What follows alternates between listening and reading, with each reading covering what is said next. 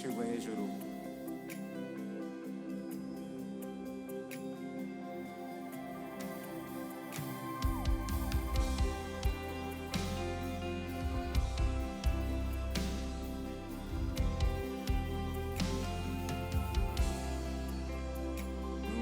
Iminota 25 urugendo si rurerure cyane, rwagenze neza, turabishimira Imana.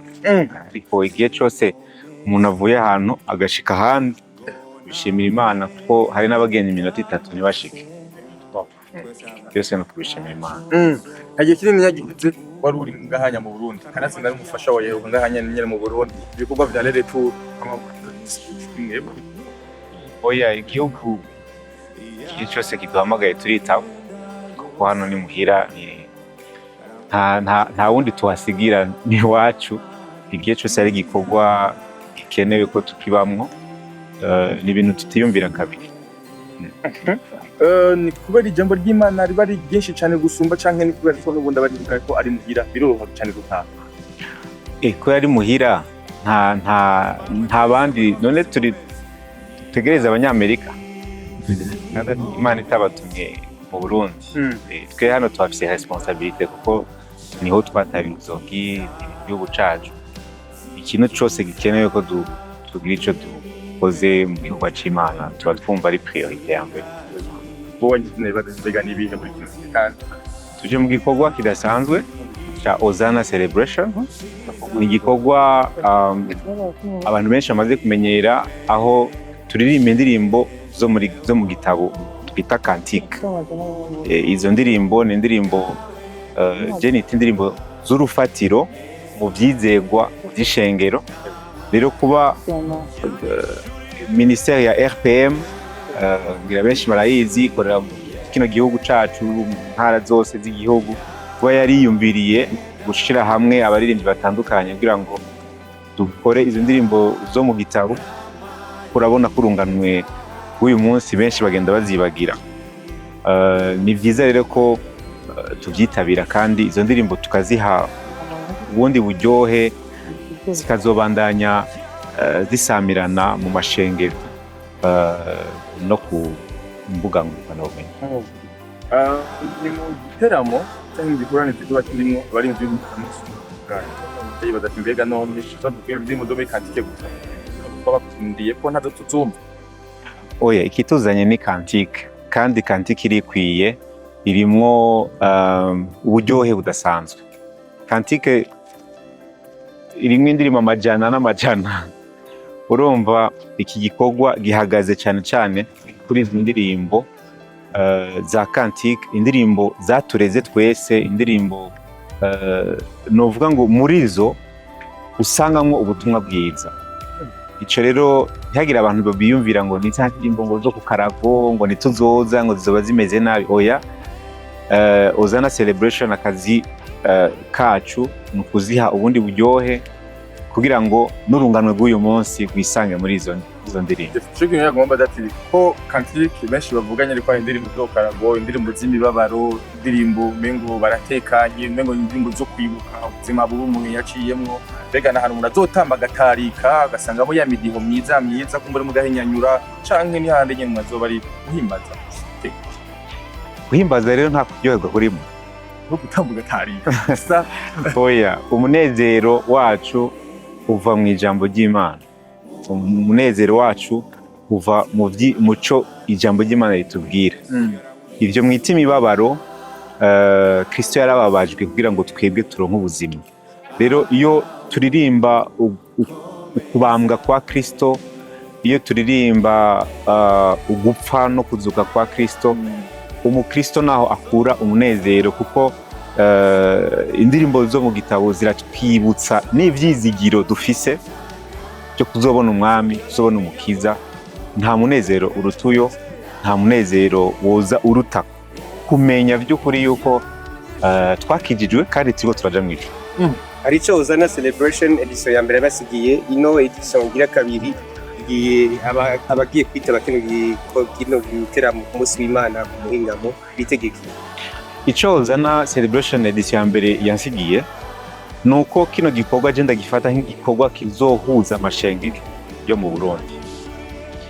urabona ibikorwa byinshi biraba, turatumirwa ahantu henshi hatandukanye, ugasanga umwe wese ari ukwiwe, umwe wese akora ivyiwe hano na hariya, ariko cyangwa ugasanga turiko tunaririmba n'izo ndirimbo zacu, umwe wese yateguye utuntu twiwe, ariko igitabo ca kantike kiduhuza twese, yaba umuto, yaba umukuru, yaba umupanekote, yaba umuvivante, twese kijya gitabo gitukura twese kiraduhuza.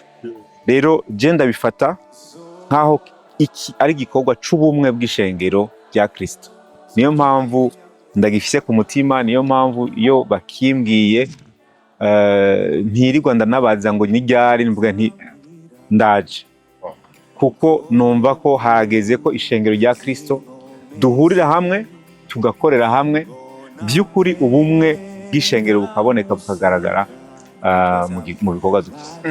Ku munsi wa Mungu itariki 28 aho ari cyo kibanza kigiye kubera saa 14 isaha 11 z'umuhingamo, ni cyo umuntu agomuhira Kristo. Ni igikorwa je ndababwira yuko uko nabibonye muri edition ya mbere nuko ndabibona muri edition ya kabiri igiye kuza, urabona hagenda hiyongera ko n'abandi baririmbyi bashasha mutabonye muri edition ya mbere, ariko ndashaka kubabwira ngo iki ni igikorwa cuzuyemwo by'ukuri Kristo. Nta bindi bintu muzoza kumva, nta kindi kintu kizoba kituzanye atari Kristo, no kumuhimbaza no kumushira hejuru mu ndirimbo twese dukunda, twese tuzi, ntuzoza ngube umushitsi wumve indirimbo umenga ntazo, uko biri kose uzoba umaze kuyumva ahantu. Rero bizokworohera kuririmba, ariko na cyane cyane RPM benshi ntibabizi, ariko je maze kubona ko niyo bande ya mbere hano muri Bujumbura ifise ama instrument yose baririmba, hakabamwo ama violon, hakabamwo ama saxophone, hakabamwo ama flute, hakabamwo chorale nini nka kujya tubibona muri za buri 150. Rero sinzi impamvu ahubwo abamenyesha makuru mutavuga ibikorwa vya RPM, kuko n'ahantu bafise aba musiciens, bafise abaririmbyi bonyene biyigishiriza kandi bakore ibintu ahantu henshi bitakunze kuboneka, ariko ugasanga kubera kumure baba bagiye mu ivuga butumwa Makamba, bagiye mu ivuga butumwa za Cibitoke n'ahandi, no basaba ahubwo mwe bw'abamenyesha makuru kuza murakurikira ivyo bikorwa, munabereke izo bande bafise nziza zikorana imiziki myiza. Zoba kibazanye ni Yesu gusa, utazi uwo mu Yesu nawe izokuzara mu gikorwa mu bwira. Utazi Yesu nawe burya abantu bose begera Yesu siko baba bamuzi. Utazi Yesu amenya ivyo akora, Yesu arakiza. Utazi Yesu azoza aje kumviriza iyo miziki nkuko nabibabwiye, hazaba ari umuziki mwiza, twese niho tuzoba turi, ariko Yesu azomusangaho kuko niwe invité d'honneur wa mbere, niwe mushitsi mukuru, kandi hashitse abagwayi barakira, hashitse abatabona barabona, hashitse abataye ivyizigiro barabironka, hashitse ni byinshi. Yesu ninde muntu atomwifuza. Fabrice, ni nyuma y'imyaka myinshi kumbure udakorera indirimbo z'amahanga hanya mu Burundi, ariko kandi gospel mu Burundi iri kundi rwego, kuri wewe uyibona gute? Oya sivyo, jemeruka ngaha mu kw'icenda. Ega ariko umaze imyaka umaze imyaka udakorera ibikorwa bwawe mu Burundi,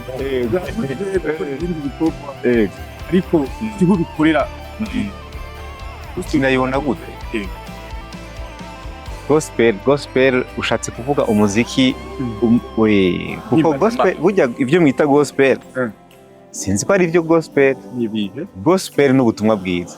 Ubutumwa bwiza mu Burundi buravugwa, ubutumwa bwiza mu Burundi burashikirizwa ahantu hose mu mashengero atandukanye. Rero ushaka kuba ushatse kumbaza ati indirimbo za himbaza Imana, ditanta kumusara bari mu mafundi, abari mu mapiano, atari barapa kabisa. Burya nivyo je nkunze kuvuga ko muraba hatariho. Burya nkunze kuvuga ko mukunze kuraba hatari. Umuziki wa gospel uri mwishengero icambere. Dimanche, kwa gatatu, kwa gatanu, muri louange. Umuziki wa gospel mu Burundi je nshatse kuraba naho ngenda. kandi nsanga aho hantu mu malouange yacu yo kuwa gatatu kuwa gatanu abakora sinzi kuwa kabiri niho hantu hambere muri kano karere usanga hari umuziki mwiza cyane. Kuba utarashika kuri YouTube kuri bamwe sinzi ko ari kibazo, ariko muri gospel yo mu Burundi genda kunda kwirabira mu ishengero niho dufise aba worship leaders, abaririmbyi beza, aba musiciens beza, ushobora gusanga aba pianiste batanu mu ishengero ahantu ushobora gusanga muri East Africa. gahuza na celebration ku munsi w'Imana abakunzi ba gospel bitege guhezagirwa, bitege guhezagira Imana, bitege kandi babyiza bya biciye muri abantu bose bateguye kino gikorwa. Ya nyuma ubwira bakunzi ijambo ry'Imana niri duhurire mu gikorwa ca Ozana celebration yego, na cyane cyane ndabwira nk'abantu baba mu makartier yo muri sud bataratembera muri nord, niko kajyo muze twese. Naje zoba ari ubwa mbere ngiye kuririmbira hariya, ndumva zoba ari ubwa mbere ndahashitse, ariko ndatumira abantu bose mu gisagara muze duhure twerekane ubumwe bw'ishengero, duhurire hamwe twese.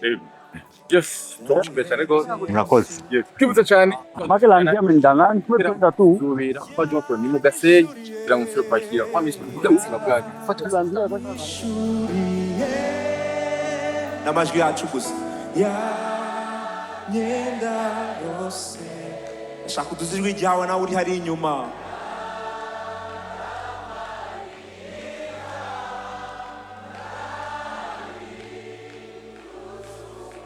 niwafise inkomezi